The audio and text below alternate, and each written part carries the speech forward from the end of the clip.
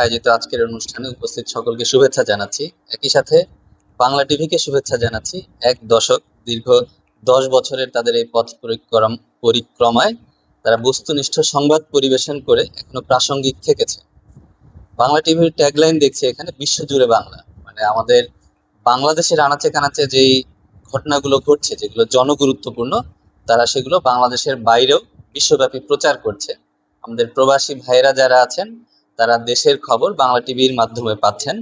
আমি বাংলা টিভির যারা পৃষ্ঠপোষক আছেন এবং যারা এখানে প্রতিনিধি আছেন তাদেরকে অনুরোধ করব, আপনারা ব্যক্তি স্বার্থ না দেখে সমাজের যে স্বার্থগুলো আছে, সমাজের প্রয়োজন যেগুলো, এই সংবাদগুলো বেশি বেশি করে পরিবেশন করবেন। সমাজের সমস্যাগুলোকে আপনারা চিহ্নিত করবেন। আমাদের পূর্ববর্তী বক্তারা বলেছেন যে আমাদের সংবাদ মাধ্যমগুলো সমাজের দর্পণ। সমাজের যে অসঙ্গতিগুলো আছে সেগুলো সমাধানের জন্য আপনারা অগ্রগণ্য ভূমিকা পালন করবেন।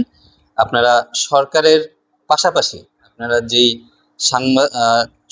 গণমাধ্যমগুলো আছেন তারা অসঙ্গতিগুলো তুলে ধরবেন, আমাদেরকে জানাবেন, আমরা সমাধানের চেষ্টা করব।